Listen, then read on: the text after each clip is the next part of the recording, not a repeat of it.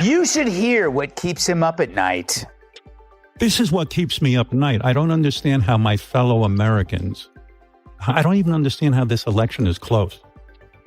And yes, I'm voting for you, but I would also vote for that wall over there. Well, he's half right. We do need a wall. To keep out gang members, fentanyl dealers, human traffickers, and Anna Navarro. What's funny, though, is that Stern actually thought that was a compliment. Stern has become such a wussified sycophant, he doesn't realize that telling Kamala that he'd vote for a wall is telling her that he knows she's as dumb as one. Howard Stern built his reputation by shaking the system. He was rebellion with a microphone, a fearless challenge to authority that thrived on controversy. But when Greg Gutfeld took aim at the so-called king of shock radio, something unexpected happened. Stern didn't fire back.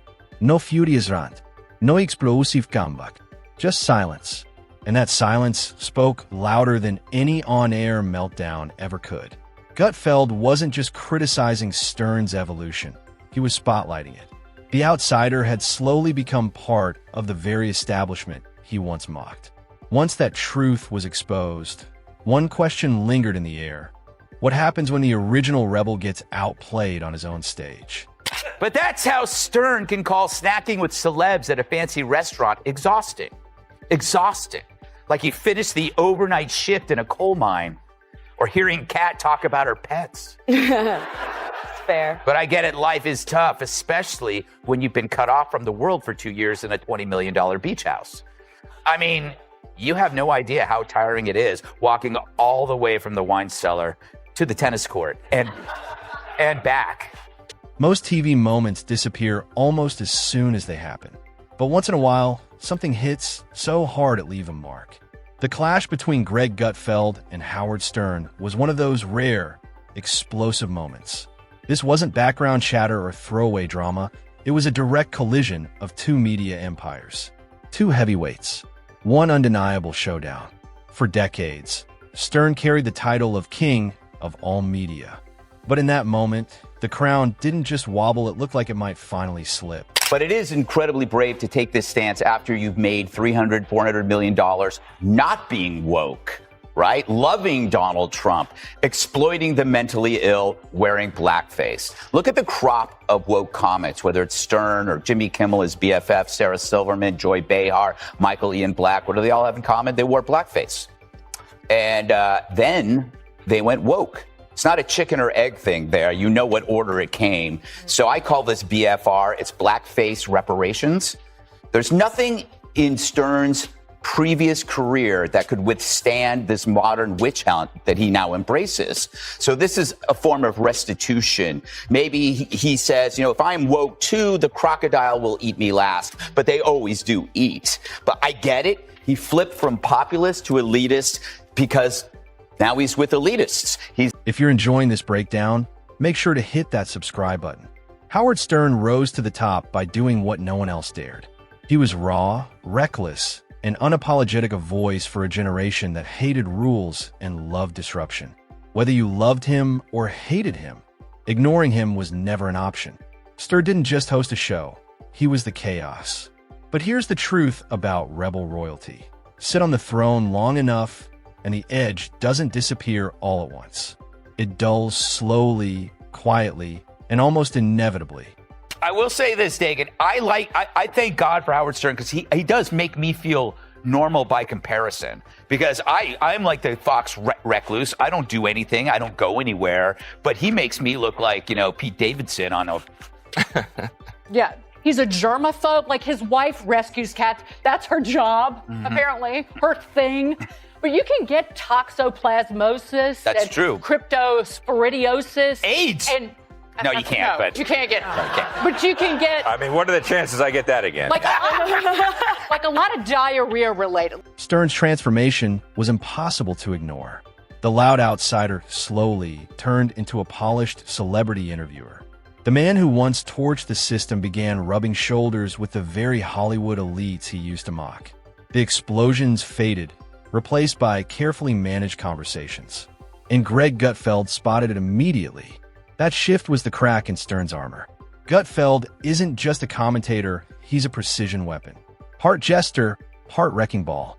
He doesn't debate, he dissects. His show runs on sarcasm, satire, and unapologetic mockery. So when Stern stopped being a throwaway joke and became the target, the trap was already sprung. What followed wasn't a jab, it was a surgical takedown, with Gutfeld skewering the former king of chaos for preaching conformity from a luxury penthouse. On his radio show, Howard Stern defended wokeism, saying it's a compliment when someone calls him woke. Listen. If woke means I can't get behind Trump, which is what I think it means, or that I support people who want to be transgender, or I'm for the vaccine, dude, This wasn't a throwaway joke. Gutfeld went straight for the jugular. He didn't treat Stern like a legend. He treated him like a cautionary tale. The message was unmistakable. The once fearless rebel had morphed into the very system he used to tear apart.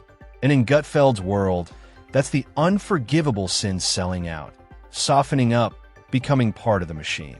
There was no shouting, no rage. Just calm, precise cuts. Old Stern versus new Stern. Wild versus polished. Dangerous versus safe. The irony landed hard.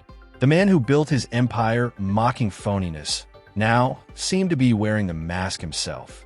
Gutfeld didn't need exaggeration. He simply held up the mirror.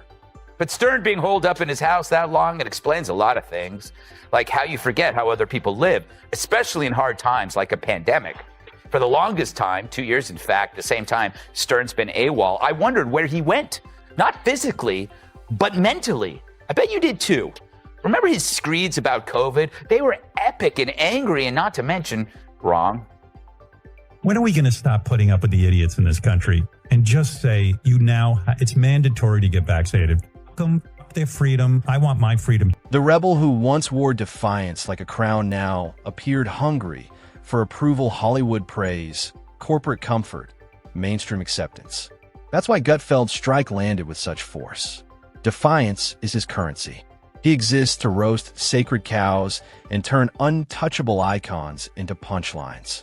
This wasn't just personal, it was philosophical. One voice accusing another of surrendering his soul. And Stern's response? Nothing. No fire. No foodie. Just silence. And that silence became the knockout blow. The loudest critic in the room suddenly had nothing to say. Viewers watched as Gutfeld exposed Stern as a shadow of his former self, cold, controlled, and devastated. Even when I watch them on Saturday Night Live with the where they have Maya Rudolph playing you, I hate it. I don't want you being made fun of. Oh my God. There's too much at stake. I believe the entire future of this country right now, I mean, as America, land of the free, home of the brave, I think it's literally on the line. So a guy who's supposed to be funny for a living now claims her candidacy is too important to joke about. This is a guy who once joked right after the Columbine massacre that the killers should have raped the students before killing them. Not that I like that Stern, but this pendulum swing from saying the most tasteless thing in the universe to putting your balls in a Tic Tac container. You got to wonder what's going on here. It's striking that the king of the most misogynistic humor ever now turns into a breathless over a progressive, hopelessly shallow candidate. Stern built his empire in a time when breaking the rules came with real consequences: FCC fines, bans, furious sponsors ready to pull the plug. That pressure forged his legend. Gutfeld, on the other hand, rose on a very different battlefield. An era of cancel culture, outrage mobs, and viral courtrooms fueled by clicks. He didn't rely on shock, he weaponized sarcasm. This wasn't just a clash of personalities, it was a clash of generations. Old school rebellion versus digital defiance. Memes instead of meltdowns. Precision instead of chaos. And the sharpest cut of all, Gutfeld never disrespected Stern's past. He acknowledged it. The real sting lived in the comparison, and that's what made it impossible to look away.